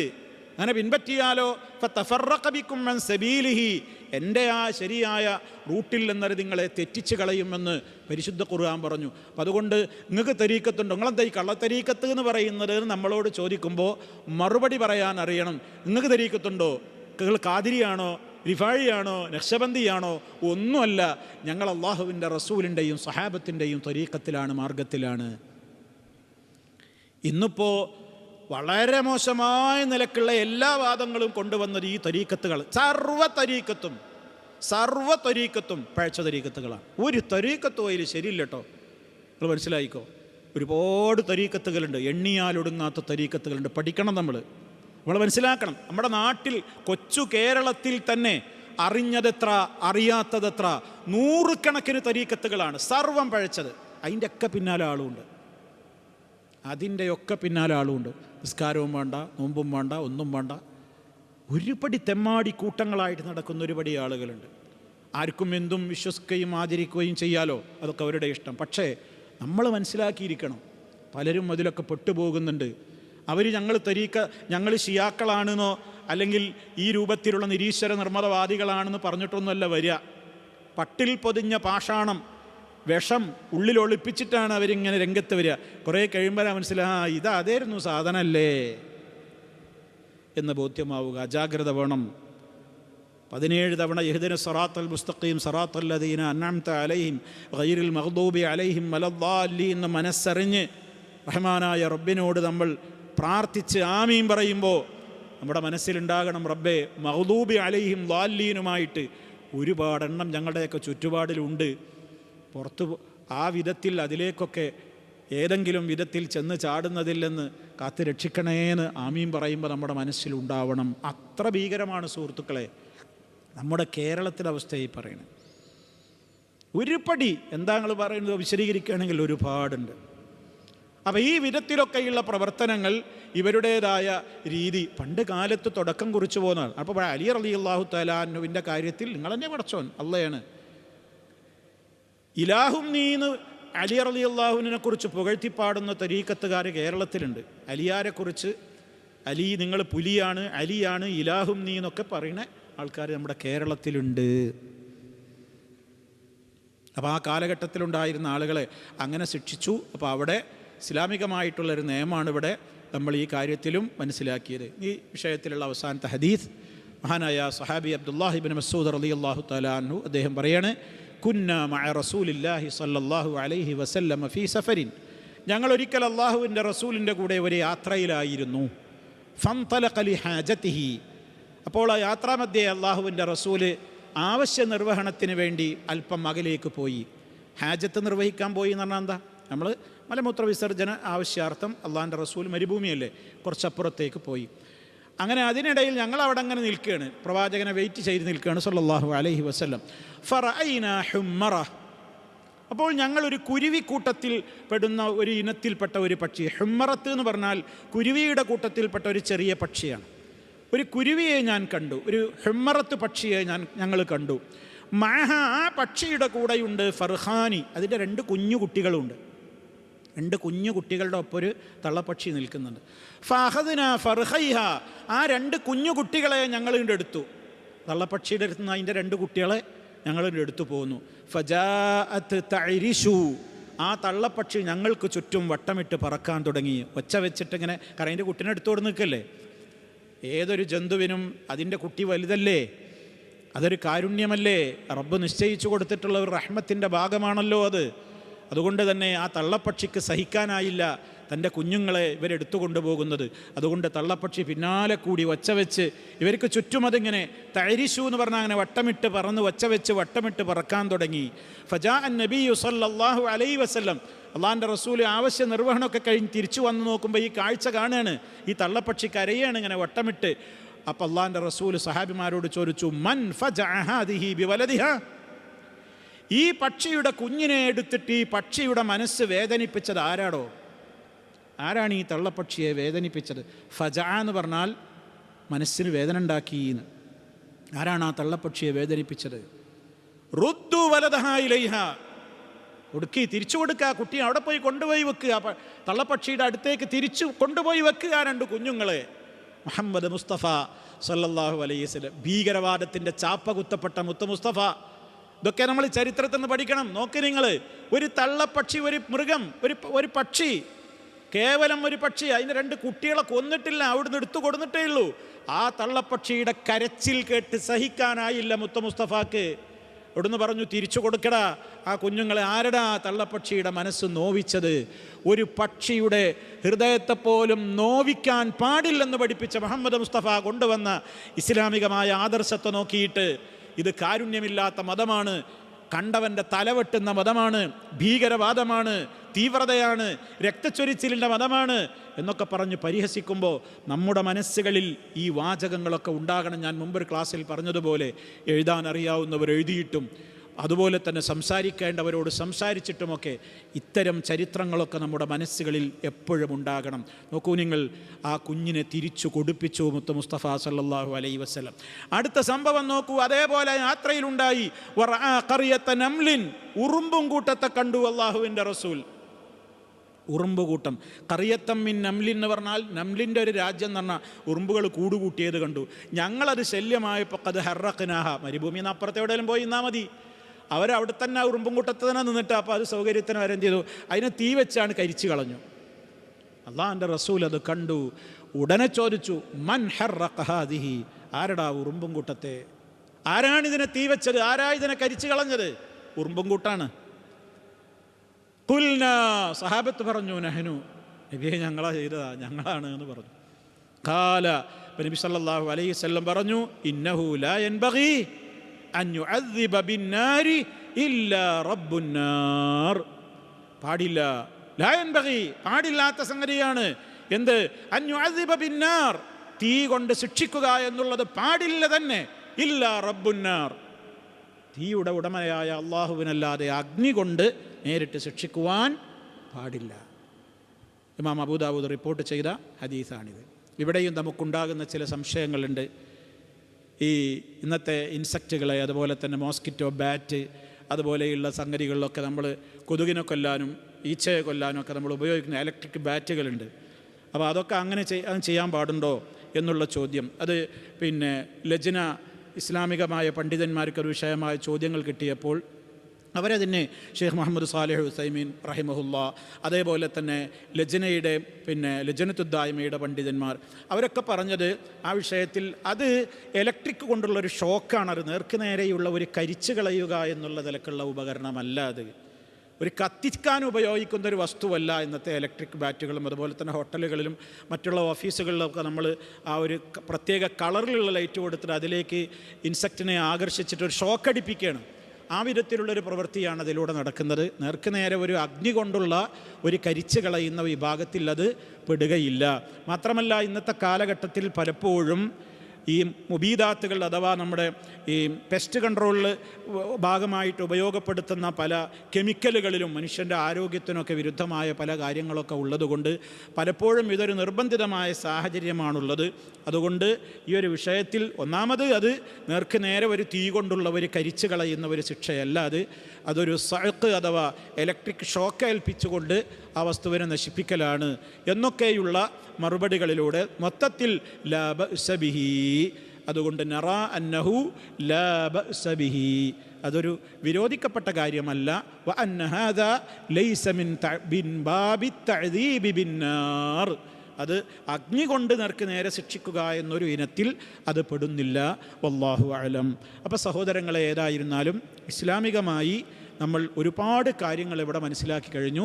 ഇതിലൊക്കെ ഇസ്ലാം വിഭാവനം ചെയ്യുന്ന റഹ്മത്തിൻ്റെ, കാരുണ്യത്തിൻ്റെ, അതേപോലെ അത് വിഭാവനം ചെയ്യുന്ന മാനവികതയുടെ എല്ലാ അർത്ഥതലങ്ങളും ഇതിൽ നിന്നൊക്കെ നമുക്ക് വായിച്ചെടുക്കുവാൻ സാധിക്കും. അല്ലാഹു സുബ്ഹാനഹു വ തആല ഇസ്ലാമികമായ കാര്യങ്ങളെ സംബന്ധിച്ച് കൂടുതൽ ആഴത്തിൽ അറിയുവാനും ഇസ്ലാമിനെ തെറ്റിദ്ധരിപ്പിക്കുന്ന ആളുകളുടെ മുമ്പിൽ പലപ്പോഴും നമ്മളതിൻ്റെ മഹാത്മ്യം അറിയുന്നതോടൊപ്പം ഇതൊക്കെ എത്തിച്ചു കൊടുക്കുവാൻ കൂടി നമുക്ക് ബാധ്യതയുണ്ട് എന്നുകൂടി നമ്മൾ മനസ്സിലാക്കുക. ഉപകാരപ്രദമായ അറിവ് അള്ളാഹു നമുക്ക് വർദ്ധിപ്പിച്ചു തരുമാറാകട്ടെ. മാരകമായ രോഗങ്ങളിൽ നിന്ന് അള്ളാഹു നമ്മയും ബന്ധപ്പെട്ട എല്ലാവരെയും കാത്തുരക്ഷിക്കുമാറാകട്ടെ. നമ്മിലെ രോഗികൾക്ക് അള്ളാഹു പരിപൂർണമായും ശിഫ നൽകുമാറാകട്ടെ. എല്ലാ അർത്ഥത്തിലും റബ്ബിൻ്റെ റഹ്മത്തും ബറക്കത്തും അവൻ നമ്മളിൽ സദാ വർഷിച്ചു കൊണ്ടിരിക്കുമാറാകട്ടെ. ഫല്ലാഹുമ്മ അല്ലിംന മാ യൻഫഉന വൻഫഅനാ ബിമാ അല്ലംതന വസിദ്നാ ഇൽമാ. اللهم اجعل هذا البلد آمنا مطمئنا وسائر بلاد العالمين. ربنا اغفر لنا ذنوبنا وكفر عنا سيئاتنا وتوفنا مع الأبرار والحمد لله رب العالمين. سبحانك اللهم وبحمدك أشهد أن لا إله إلا أنت أستغفرك وأتوب إليك.